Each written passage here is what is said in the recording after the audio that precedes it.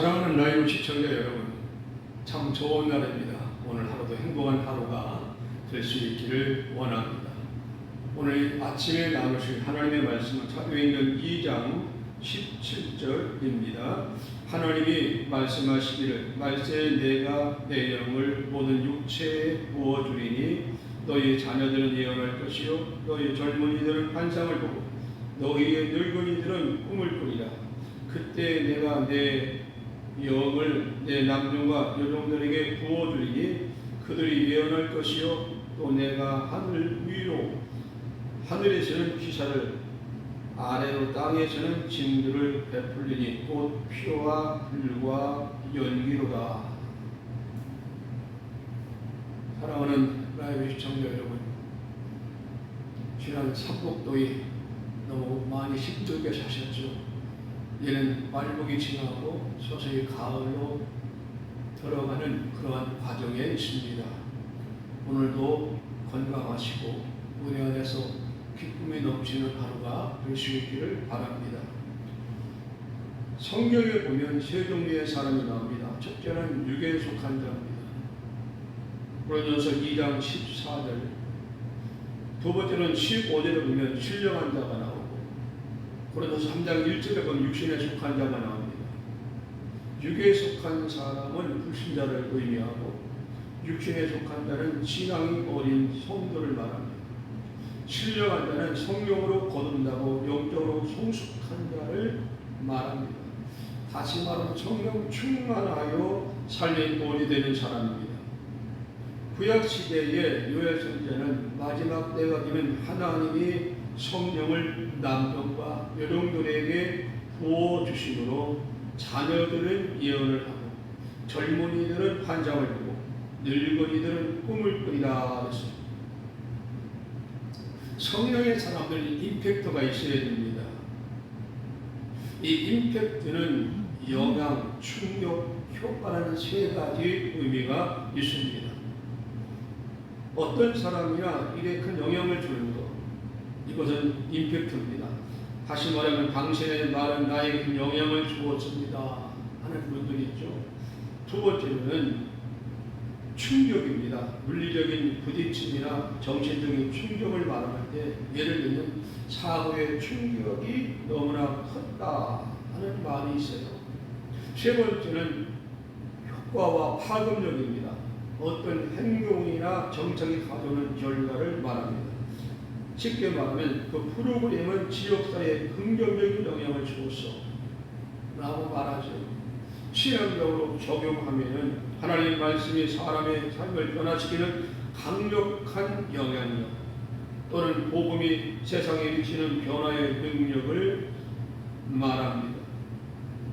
영어로 말하면 첫째는 가스펠 임팩트, 즉 복음의 영향력을 말하고 두 번째는 킹덤 임팩트, 하나님 나라의 영향력, 세 번째로는 라이프 체인징 임팩트, 삶을 변화시키는 능력이 있습니다.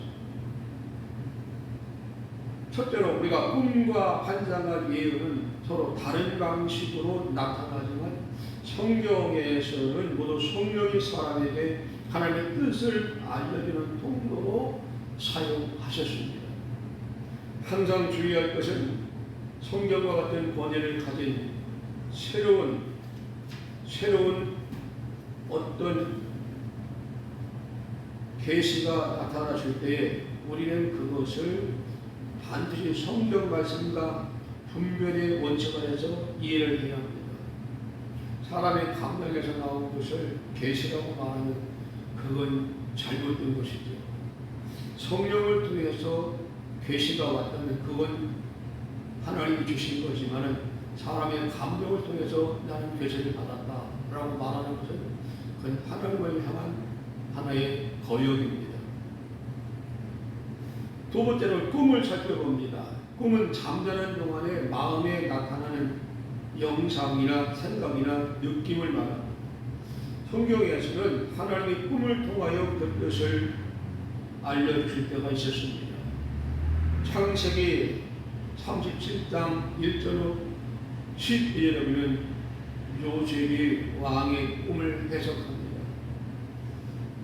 그 바로의 꿈은 7년 동안 흉년이 오고 7년 동안 흉년이 올 것이라는 꿈이었습니다. 바로는 그것이 무엇인가를 몰랐지만 요셉이 그것을 정확하게 해석을 해서 왕에게 알려주었습니다. 요셉은 바로에게 7년 동안 흉년이 오면 곡식을 나라의 북한에 쌓아두시고 7년 동안 흉년이 올 때 그 곡식을 나누어 주는 그런 정책을 해야 된다라고 바로에게 정확하게 요셉이 제시를 했습니다. 다니엘 2장에 보면 다니엘이 왕의 꿈을 해석합니다. 마태 2장 20절에 보면 요셉에게 꿈의 천사가 나타났습니다.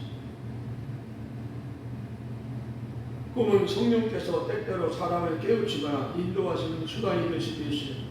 그러나 모든 꿈이 하나님께서 주신 것은 아닐 수도 있습니다. 미래의 생각이나 걱정이나 과거의 상처나 몸의 상태가 안 좋을 때 꾸는 꿈이 있습니다. 그것은 성령이 주시는 꿈이 아니라는 사실을 우리는 분별해야 합니다. 세 번째는 환상입니다. 환상은 깨어있는 상태에서 보는 영적인 장면입니다. 꿈으로 보는 것 같지만 영적으로 보여지는 겁니다. 베드로가 보자기 환상을 봤지요. 사도행 10장은 베드로가 두 가지 환상을 봤는데 첫째는 기도 중에 천사를 본 환상이 있었어요. 두 번째로는 기도 중에 지붕에서 환상의 보자기를 본 환상이 있었습니다. 근데 보자기 안에는 네발가지 짐승과 공룡이 나는 새돌이 있었어요.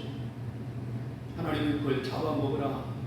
그러나 베드로는 이 동물들은 부정한 것이기 때문에 제가 먹으면 안 됩니다. 하나님이 깨끗하게 하신 것을 내가 왜 부정하다고 말하느냐. 그것을 잡아먹으라는 그러한 환상 중에 음성이 있었습니다. 사도 바울은 예루살렘에서 복음을 전하라고 할 때 환상 중에 하나님 마게도의 사람을 보여주시고 이리로 건너와서 복음을 전하는 그 환상을 보고 바울은 예루살렘에서 마게도냐로 건너가서 그런 주님의 복음을 전했습니다. 환상은 하나님께서 특별한 사명이나 방향을 보여주실 때 사용하는 겁니다. 다시 말하면 깨어있을 때 하나님 보여주시는 영적인 화면이 바로 환상이라는 겁니다. 네 번째는 우리 예언을 살펴봅니다. 예언은 하나님의 말씀을 대신하는 것인데 이사야나 에레미야나 에스겔이나 다니엘 같은 대선지자들은 성령의 감동으로 하나님의 말씀이 자신에게 임할 때에 그는 말씀 그대로를 전했습니다. 때로는 그 말씀이 책망의 말씀이 될 수도 있었고 때로는 미래의 환상의 말씀이 될 수도 있고 때로는 현실에 나타난 하나님 뜻이 무엇인가를 하나님의 예언을 통해서 선지자들에게 보여지게 하셨던 것을 우리는 잘 알고 있습니다. 오늘날 하나님의 자녀들은 예언하는 자가 되어야 됩니다. 그리 주의 종들은 예언자가 되어야 됩니다. 하나님이 현재에 보여준 그 꿈을 이야기하고 미래에 나타날 꿈을 이야기하고 비전을 제시할 수 있는 그런 선지자가 같은 그러한 예언자가 될 때에 교회가 살고 성도가 살고 나라를 살리는 위대한 일을 감당할 수가 있었습니다. 에레미야 선지자는 눈물의 선지자입니다. 이스라엘이 타락하고 회개치 않을 때에 에레미야는 통곡하며 눈물로 기도했습니다. 그러므로 이스라엘을 살린 사람이 바로 에레미야입니다. 오늘날 나라의 현실을 보면서 울며 기도하는 애국자들이십니다. 잠실에서 광화문 광장에서 기도원에서 교회에서 남물에게 흘리는 눈물의 기도 마침내 나라를 바로 세우고 경제를 바로 세우고 나라의 법치를 바로 세우는 그날이 반드시 올 것입니다. 이승만 대통령을 통하여 나라가 건국한 대한민국 이 대한민국을 우리는 살려내야 합니다. 정치가 개혁되고 경제가 회복되고 국민의 의식이 회복되는 대한민국 그러므로 마지막 때 대한민국이 세계 선진국의 반열에서 더 비전하는, 더 비상하는 나라가 되어야 될 줄로 믿습니다. 나라를 위해 기도할 때 보여지는 환상이 있습니까? 꿈이 있습니까? 아니면 예언의 말씀이 있습니까? 주저하지 마시고 가르치고 전하는 이 시대의 진정한 하나님의 사역자들이 될 수 있기를 바랍니다. 오늘은 토요일입니다. 사랑하는 라이브 시청자 여러분, 주일을 준비하는 하루가 되시고 내일 주일에는 천사가 나타나고 하나님의 성령이 임하고 말씀이 임하는 예배가 되어서 하나님의 뜻을 깨닫고 주님의 주시는 비전을 깨닫는 그러한 주일 예배가 될 수 있기를 주의 이름으로 축원합니다. 한번 기도하겠습니다. 좋으신 우리 하나님 아버지 감사합니다. 좋은 날 주심을 감사합니다.